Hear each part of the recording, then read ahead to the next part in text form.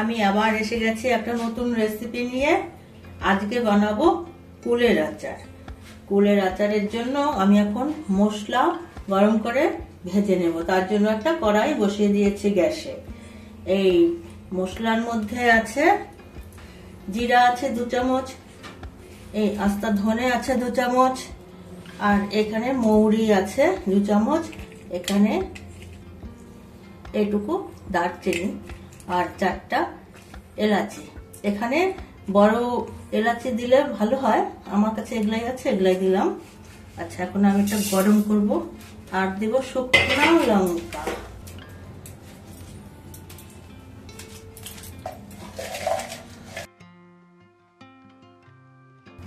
পাঁচটা 6টা শুকনো লঙ্কা দিয়ে দিলাম। এটা একটু গরম করে নিয়ে তারপরে গুঁড়ো করে নেব সামান্যটাতে। আর এই যে কুল, এই কুলের আচার বানাবো। আমি গরম করে নিয়ে এই কড়াইয়ের মধ্যে আবার এই কুলের জন্য যে গুড়টা আছে এটাকে একটু গলিয়ে নেব, কারণ গুড়ের তো অনেক সময় নোংরা থাকে, এই জন্য জল দিয়ে এটাকে করে নেব। আমি ওই কড়াই নিয়ে নিয়েছি পরিষ্কার করে, এখন জল দিলাম একটু। এই জলের মধ্যে গুড়টা দিয়ে দেবো। গুড়টা গলে গেলে এটা কোনো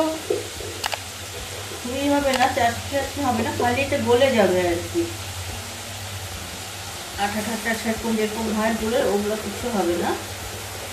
তো গুড়টা গলিয়ে ছেঁকে নেব। অনেক সময় গুড়ের মধ্যে পাথর মাটি মাটি থাকে, তো কিচকিচ করে, এর জন্য।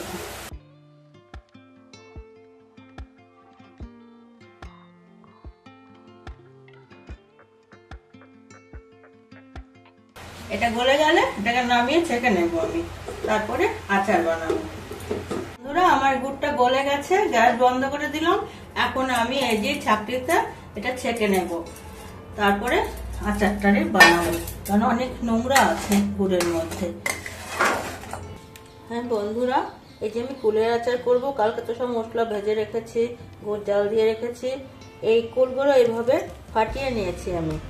না মশলা না ফাটালে মশলা ভিতরে ঢুকবে না, তো এই যে এভাবে ফাটিয়ে নিয়েছি সব। আগে এগুলো কিছু করে রেখেছি, এই যে কয়েকটা দেখাচ্ছি। এভাবে হয়ে গেছে। এখন আমি গ্যাসের সামনে যাব, কড়াই বসিয়ে এসেছি। আমি এখন আচারটা বানাবো। কড়াইয়ে তেল দিয়ে দিয়েছি, তেলটা একটু গরম হচ্ছে। এখন আমি এখানে কিছু আস্তা মশলা দেব, যেমন নাকি আস্তা ধনে, সাবুত ধনে, আর এই যে জিরা আর মৌরি 3টা দিলাম, আর এখানে 3-4টা শুকনো লঙ্কা। ভাজা হয়ে গেছে। এখন আমি এই ফুলগুলো দিয়ে দেবো। আমার এই গ্যাসের ফ্লেমটা একদম লোতে রাখছি, আমি পুড়ে যাবে মশলাগুলো। এই ফুলগুলো আধা কাঁচা আধা পাকা ছিল, একদম শুকানোর পরে এরকম হয়ে গেছে, কেটে গেছে।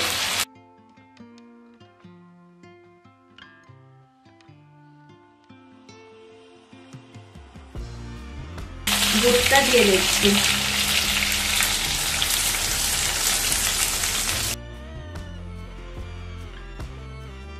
এটা তো টক ঝাল মিষ্টি হবে।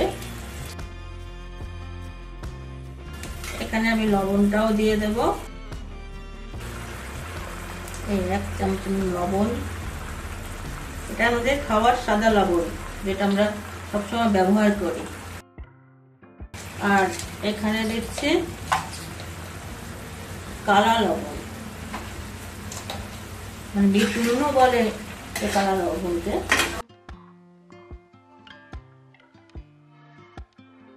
আর দিয়ে দিচ্ছি এখানে লঙ্কা। আমি শুকনো লঙ্কা ভেজে গুঁড়ো করেছি, লঙ্কাটা তো ঝাল নেই, তো এর জন্য আবার লঙ্কার গুঁড়ো দিলাম।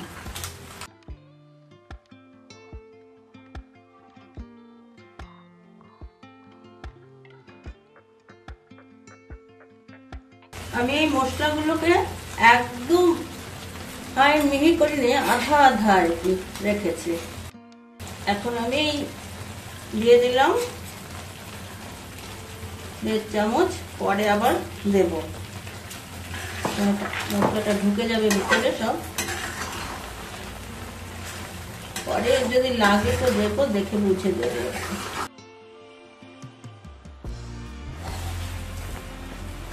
দেখুন বন্ধুরা, আমার এটা প্রায় হয়ে আসছে। মশলা আর একটু লাগবে। আগে দিয়েছিলাম 1.5 চামচের মতন, এখন দিলাম 2 চামচ।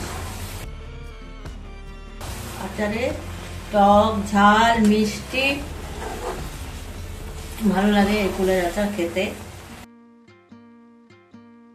আমি এখানে একটু ভিনেগার দেব, ঢাকন দিয়ে দিলাম, আর একটু দিলাম।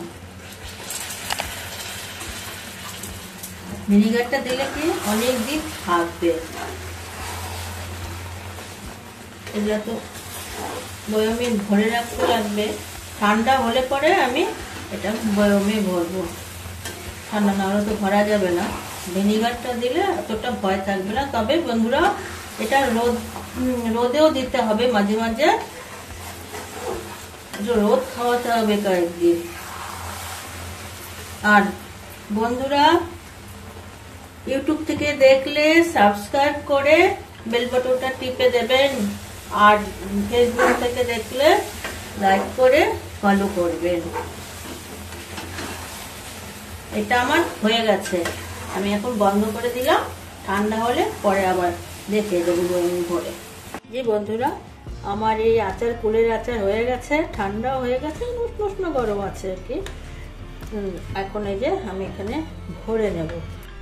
হ্যাঁ বন্ধুরা, আমার এই যে ভরা হয়ে গেছে, কিন্তু এটা মনে রাখবেন, এটা এখানে কিন্তু ভিজা কিছু চামচ দেবেন না, শুকনা চামচ লাগাবেন। আর রোদে দেবেন, কমসে কম 7-8 দিন তো রোদে দেবেনই। এবার বানিয়ে নিয়ে যারা ঘরে বানাবেন।